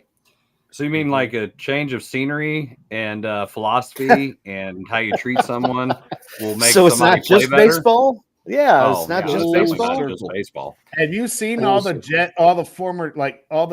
guys that played with Sam in with the Jets are all like, well, we knew he had it in him. He just was not in a good situation and with the Jets and blah, blah, blah. And, and I think Kirk Cousins has played pretty well for Atlanta. Everybody was bashing him after week 1. I mean, I don't know. There is a lot of injuries, but I think the injuries has a lot to do with the speed of the game is so gosh dang fast. No, they don't practice tackling because you can't touch each other and have these basically flag football sessions in the off season because they got all these stupid rules. I mean, how do you expect to have football, Jason? How do you expect to be able to shoot free throws and you never get to shoot free throws? How? I know. How do you do it? Tell me how you do it. You just magic. It's like I watched somebody do it. That's why there's a lot of bad tackling in it right now too. I mean you can't. I don't you even know if you can even live in practice. It's hard to do it in a game. I don't know if you even can get one of those little like things that like move across the field and it's like almost like a blow up kind of thing or whatever where you tackle that. I don't even think you can do that. I don't think that's against the NFL rules. They find all these ways. I don't know because I don't. There's okay. I've watched a couple of games.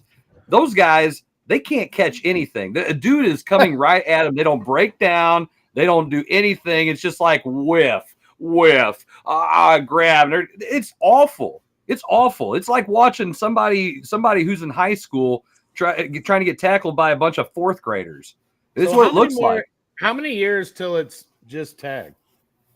Flag. I don't know. It's just the 2028 Olympics. That's when. right. So why is it? But then you couple that with how bad the officiating is because there's so many flags. Everything's a penalty, and you can't teach anybody how to properly tackle, which means you can't teach anybody how to properly block. I mean, I know it's like, well, every play is holding. I don't know if you're watching. Okay. I still get to do that. I still get to practice it. It's all about money. There was exactly what it is. Hits on the quarterbacks this past week that were not roughing the passer, and they were called roughing the passer. And how do I know? Well, okay, because the quarterback took a hard shot. Lottie freaking guy, man, it's freaking football. These guys aren't used to getting hit. They don't take care of. Apparently, they don't take care of their bodies either. Because guys in the 70s would come to the field. They'd already be partying all night. They take some amphetamines. They are still reek of booze. They get out there. They play quarterback. They play with all kinds of injuries, and they don't miss the game because it's a gladiator sport. And these guys are smoking on the sideline. Yeah. They're still playing. You're gonna say, well, the game is faster and the guys are stronger. Well, I'll tell you what, when somebody doesn't get blocked and Dick Butkus is coming dead on at you, I don't care who it is. Okay, Micah Parsons or Dick Butkus, when that guy hits me, it's still gonna hurt. Why are those guys able to get up off the turf or whatever, and these guys can't? Tell me why. I don't see it. I don't see what is the difference? I get it. The game's faster. It's changed, but they're not doing the stuff that makes football in preparation. Jason, tell me I'm wrong.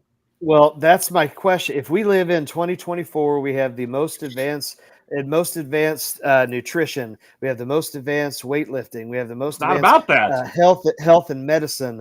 But that's what I'm saying is why are we all hurt all the time? Well, I think it's because of what he's trying to point out. I mean, even at the high school level, we're not going full tilt at practice. And I'll tell you right now, when I was at Festus and Coach Bob Holman was coaching us, it was full tilt every gosh dang practice except Thursday. And someone got hurt, move the drill over, next guy up. I mean, and people aren't it isn't like that anymore. That's what I mean. In high school, I think it takes. You'll see better football in the second half of the season than you do in the first half. Kevin, what's your thoughts on this? You're surprisingly quiet. Well, he is a soccer coach, but go ahead. Football, get it right. Football is life. Ain't nobody in America calling it football. Anybody who watches Ted Lasso does. Good show. Well, I tend to agree. I don't have a whole lot of knowledge in this situation. The extent of my football knowledge is Madden, and that's like the early 2000s Madden at best. It's a good game. Well, don't pick Jones as your quarterback, but go ahead. There's a lot of preparation. You equate it to other sports, softball or baseball. If you're just hitting soft toss or basic front toss for a week or so or 2 weeks before you play first games and you haven't seen any live pitching, you're going to struggle for a while until you start seeing more live pitching. Sorry. Zach, I know exactly. I know where you're thinking on this. But we can talk about hitting. Yeah. Yes. So it's a very similar type of thing. And I can, but the rules also, there was talk about taking the hip drop tackle out. I don't even know what that is to make that illegal. Sometimes it's large people running into each other at full speed. I don't know how you can legislate certain types. I don't know, and I don't know how you get rid of the hip tackle when you have a cornerback who weighs 155, 175 pounds, and he's tackling a 250-pound fullback or running back, and you want him to tackle him up here? I mean, well, wait, you've only got a window that you can even touch a dude. Otherwise, or even the quarterback for one. And then if he ducks his head, you've got to stop mid-tackle and go, no, I can't do that because that's going to be roughing the passer, or that's going to be hitting a defenseless runner, or he went into the slide. He might have went into the slide late and fell down like a newborn giraffe where he didn't actually perform a slide. But because I hit him hard and I went at the right place, right in the window where I'm supposed to, where the NFL legislation says, yes, that's where you hit him, I'm losing $75,000 of my check because that bro has no idea how to slide correctly, and his lack of athleticism because he's the second string quarterback after the first dude got knocked out of the game. That's the guy. I'm not tackling him. That's why they arm tackle. So you take that. Well, then you take on the fact they can't practice tackling. Good God, everybody here's a coach, and you just said it. If I don't get to practice doing it, how the hell am I going to get any better at doing it? But I also think that's the front seven. Change the color of the uniforms during the target zone. Ooh, there we go. I like that. They light up. They light up when you can hit them. Yeah, they light up. Hit that that's spot. That's a front seven issue. It's the secondary where Chris, you were talking about not tackling. That goes back to prime time when he's like, "You don't pay me to tackle." They're not quote unquote paid to tackle. They're there to ball hawk and deflect and get picks and all. What happens when that? So, wait. What happens when you don't? I mean, there's not a lot of guys that would Dion where the whole side. You don't get okay. Dion had the Carla Blanche to be like that and have the whole side shut down because nobody wants to throw to him because he was a good ball hawk. How about the guy who's not? How about the fourth round guy who's fighting for his job? He takes. Nobody told him that in college. And nobody told him that in high school. That it doesn't play. The fact of the matter is they're also worried about paying these guys. Listen, they don't have guaranteed contracts. They give guaranteed money out when they sign a big deal or whatever. Just go out there and freaking play and stop trying to take so much out of the game of football. Just throw the ball to neighbors. Yes. Bring your personal agenda to the show. They don't allow these guys to play football, and then in turn, everybody who's grown up watching actual football is going, "This ain't actual football." It's just not. So these guys they can't play. I wish I could remember what game it was. The guy just wrapped the quarterback up and fell down to the ground. They called it roughing, and I was like, "Dude, what is he supposed to do?" Like, there was nothing he could have done differently, maybe, except he kind of lifted up. But I mean, it was like he was full speed. There was nothing he could do. Apparently, you're supposed to put on the brakes, turn on some flasher lights on you or something. What, tear your ACL? But that's okay because you better can't your hurt ACL than the QB. That's stupid. That's stupid. And Zach, you asked why the product's bad with quarterbacks and why they can't play. Because they don't teach them how to play. One read, throw the ball. One read, throw the ball. They do all this goofy crap in college where it's practice time on air. Put them in shotgun. Okay, it's not one even read, college. One read it's not and even take college QBs. One read, take off. Look at. Okay, but High you got school guys that are now in their second contract, getting paid monster money, and they're still not performing. Look at Trevor Lawrence. Look at Daniel Jones. Like, look at those guys that are. We would I'm say, watching Daniel what's Jones the deal? throw the ball to neighbors. So keep doing it. Anyway, that's my why are the guys that have been in the league so long or multiple years, why are they still struggling? That's the thing. I mean, well, maybe they just suck. I mean, let's just go with Occam's razor. It's the simplest explanation. You're not any good. You were okay. Johnny Man's and there's no better options. Oh my gosh! Well, Colin Kaepernick needs a job. The most important position Better in options. sports, arguably, and we can't find. You can't find 15. You can't find 30 human beings on the planet that are great and like Tom Brady coming out of retirement would probably be better than what 20 starting QBs right now in the NFL. Maybe it's not the QBs. Maybe it's the play calling. Maybe it's the coaching. Maybe it's square peg round hole. Well, look at all the bad coaching decisions that are being made in the NFL. I mean, I sit back as a basketball coach in high school, and I know this is again.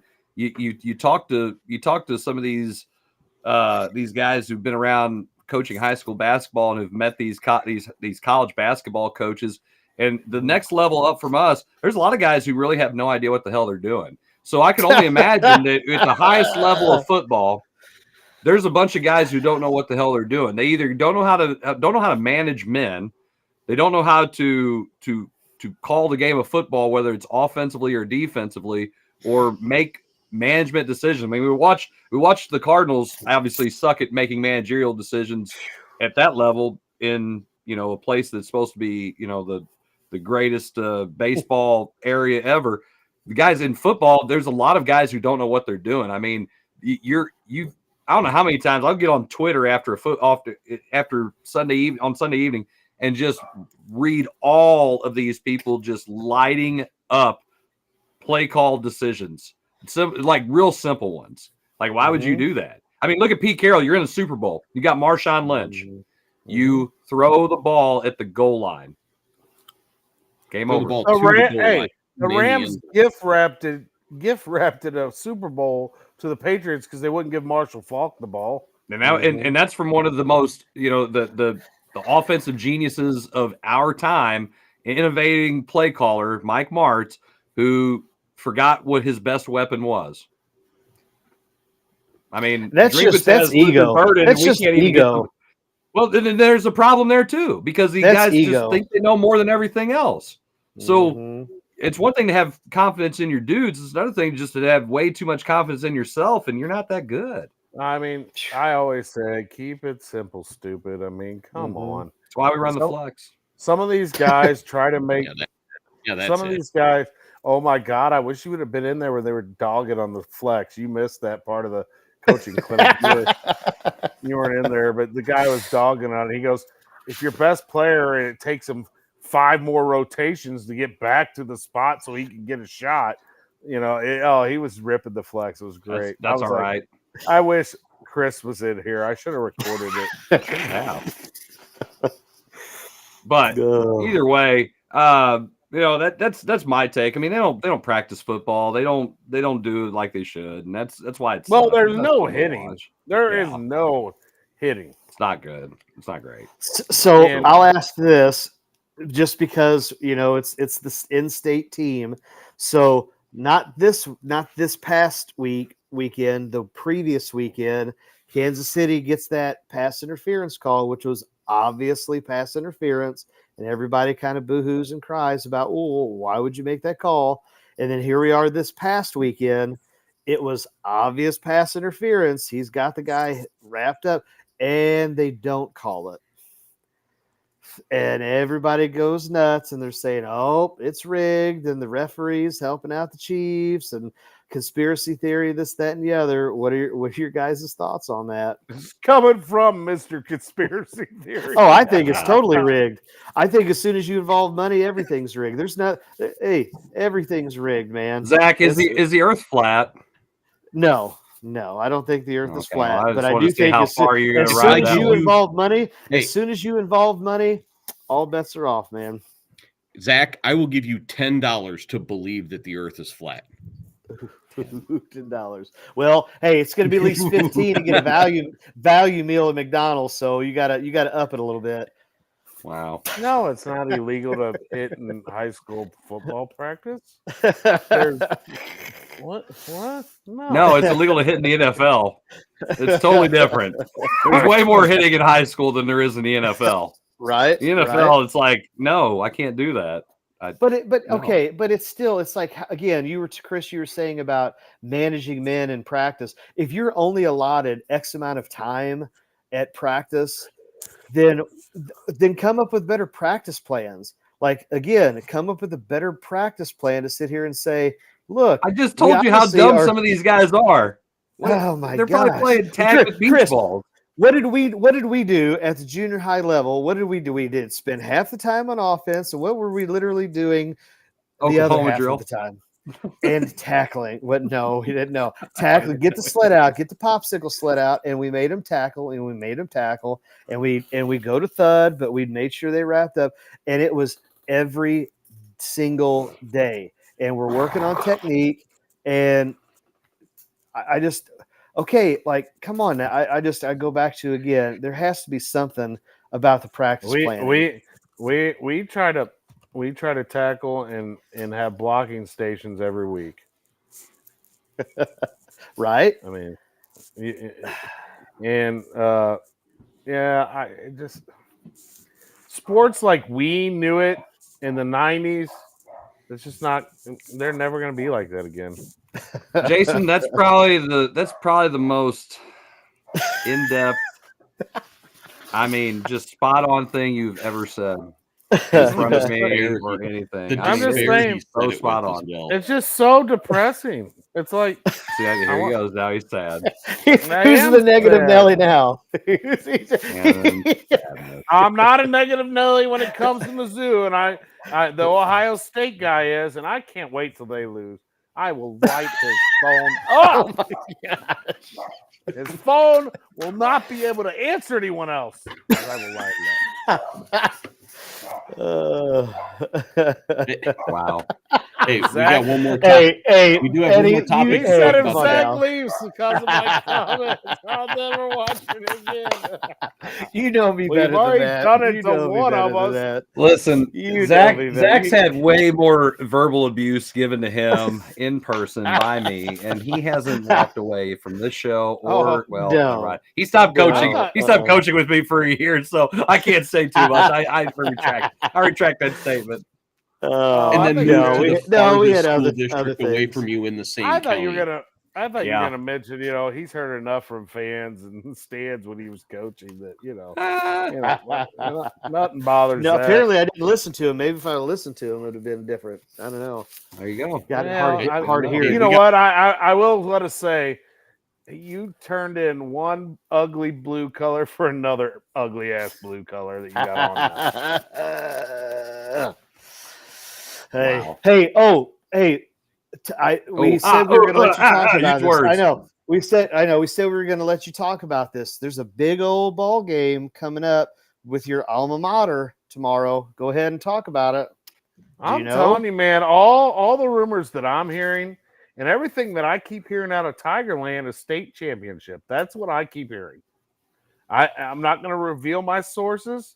I'm just saying, man, state championship or bust in Tiger Town. And the first hurdle to that, who's sitting on their toilet right now? The first hurdle in that is this week against Hillsboro.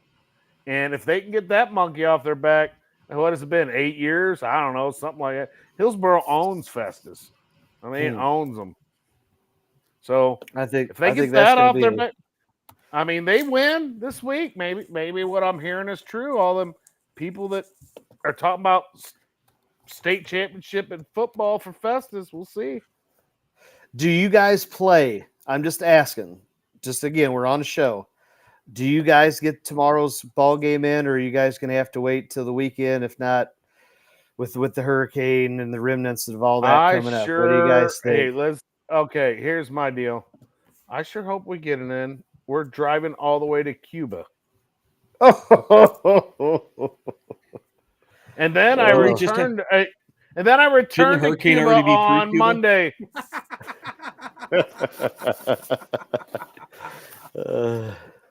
So I hope think so. From everything I've gathered and through radars, is while it will have rained a ton through the day, the rain will have let up by game time tomorrow night. I hope you're right. If you're on turf, you should be fine. Grass surfaces will be a little iffy. Yeah, Cuba's gonna be grass. It's gonna be St. James is coming to Pius on grass, so we'll see how that goes. Hey, You guys are playing a school in the same state as you now. That out-of-state thing did well for you. What was that score, Kevin? I mean, I think I read in the paper. Not enough. I heard it was 50. Listen, I was getting my own butt kicked in Kansas City that same weekend, so I had no idea. Gosh, Pius is traveling far to play some games, man. Wow. I wonder what it is. Well, I mean, I wish there were closer opponents. On that? Yeah, I do. I heard their football coach wanted a dynamic schedule and wanted to play all these big schools because he wanted a tougher schedule, and the same old Jefferson County wasn't what he wanted anymore. So I mean, that's what I heard. I don't know. And on that note, I'm sure that was a short trip for all the parents to Mississippi. 4 and a half hours, something like that, south of Memphis. Yeah, just south of Memphis. Man, well, I mean, if you were going to stay there for the weekend, it'd been kind of cool, I guess. I think some did. I think a couple did stay the night in Memphis and do some things there Saturday. I don't blame them. Yeah. So, there's some fun stuff to do there. What? 95%, 5 o'clock, 67%, 6. Jason, are you looking up the weather on the show? Yeah. Yes. You're so old. Would you stop? Oh, yeah. Hey, Ron Rhodes. When did I start making superintendent salary? I didn't vote about anything, bro. I had nothing to do with it. I didn't even know what was going on until it was announced. I don't know. Jason probably had a little feedback box like, yeah, let's go ahead. Let's make a suggestion box. The Jarvis suggestion box. I'm sure people asked Jason his opinion on it, and he was like, yeah. Nobody cares about what Jason Jarvis and that's exactly right. That is the truest thing you've ever said, and that's exactly why we don't care. Anyway, we are going to wrap up the show for tonight. This might be one of the ugliest football games ever I'm watching. No, I've seen uglier. I've seen uglier. There's preseason football games that are even worse. Thank you guys for tuning in for another episode of the Coach's Box Call Like We See It podcast. We appreciate you guys tuning in. We hope to be back next week if, we're here and our schedules make it happen. It is a busy time of the year for a lot of us, and hope you guys have a great night, a great weekend, and we hope to see you all next week. Good night. God bless. Take care then. Bye-bye now.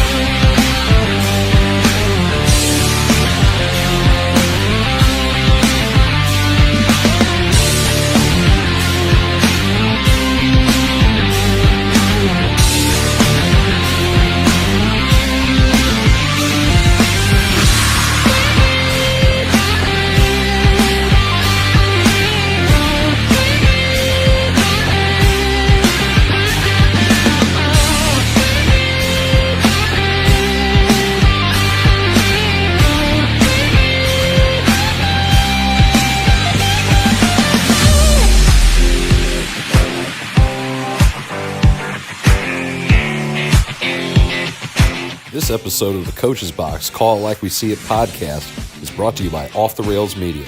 Life's more fun when